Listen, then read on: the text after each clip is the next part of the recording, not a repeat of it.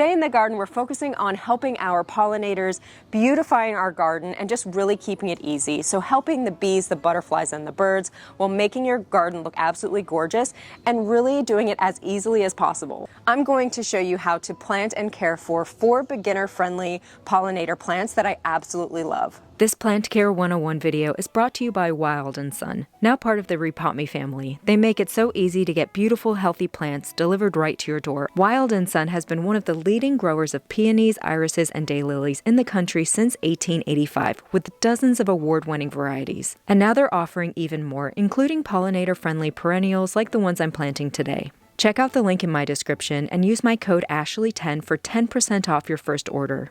First of all, why even plant a pollinator garden? Pollinators like bees, butterflies, and even hummingbirds are essential for our ecosystems. Pollinators are just the best. They help plants reproduce, which supports our food supply and helps local biodiversity. But unfortunately, habitat loss and pesticides have really caused their populations to decline. Planting a pollinator garden is really one of the easiest ways that we can help, and it doesn't have to be complicated. Now, it's helpful to know a little bit about each of these plants before I go ahead and plant them and talk about care instructions. So the coneflower, also known as echinacea, is actually a native plant to the eastern US, and coneflowers bloom from early summer all the way through fall, and to be honest, they attract everything from bees to goldfinches, and their seed heads provide food for birds in the winter, and they're tough as nails once they're established. Next up is the black-eyed Susan, also known as rudbeckia. Now, these plants are sunny golden flowers that are everywhere for a reason. I see them all the time, and that's because they're cheerful, they're reliable, and they bloom for months.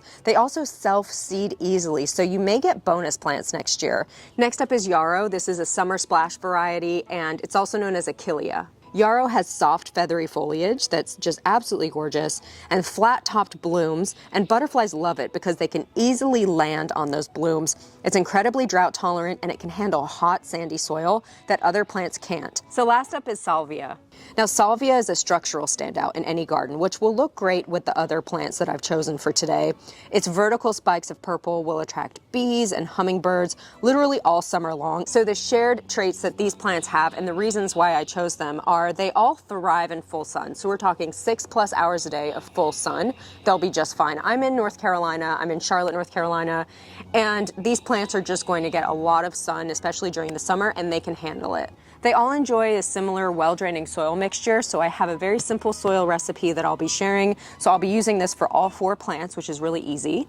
I love that they're perennials, so they come back every single year, and they also are great in zones 4 through 9, so a really wide-ranging amount of zones. All 4 are very low maintenance, and they don't require heavy watering or fertilizing.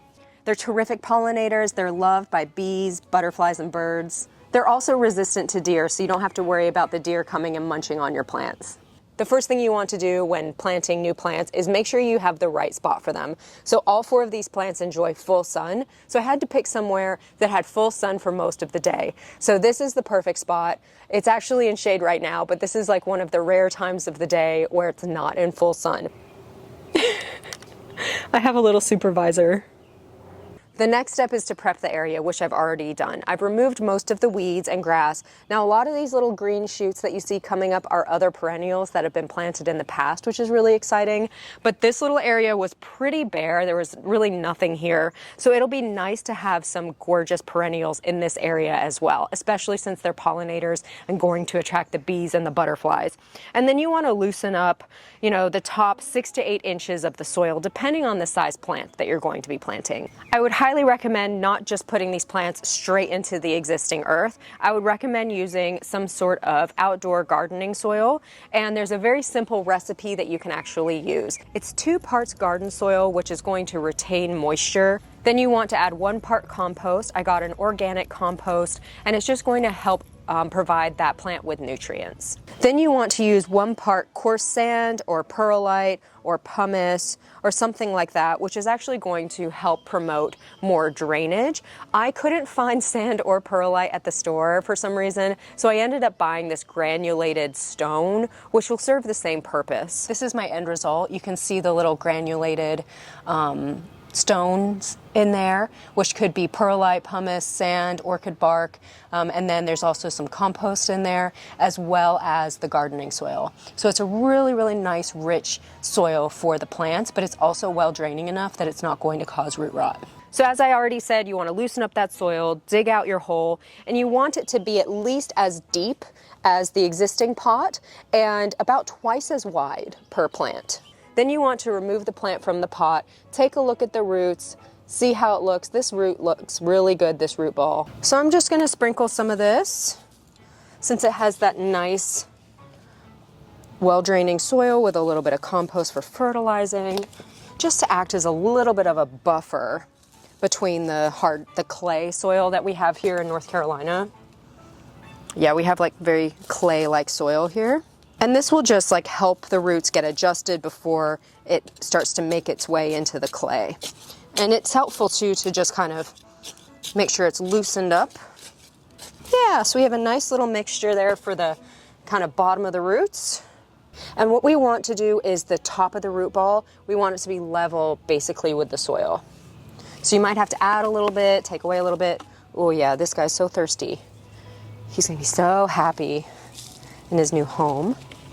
Save these for later because I'll never know what I can use them for.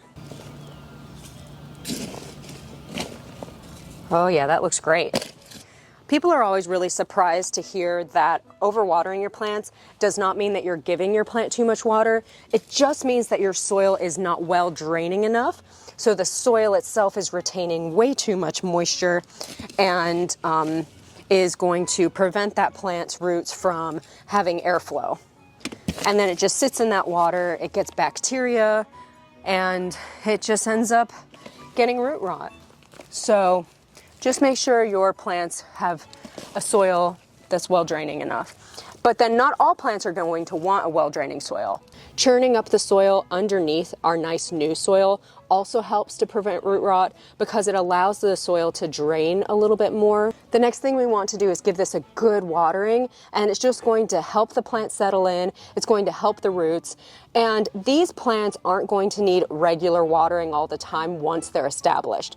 But it will take probably a first season for them to get fully established. So I would recommend watering these plants, if not at least once a week, if not more, just to help the roots get settled. That's really the case with any new plants that you add to the garden. The first season, you do have to kind of baby them a little bit and give them more watering, keep an eye on them.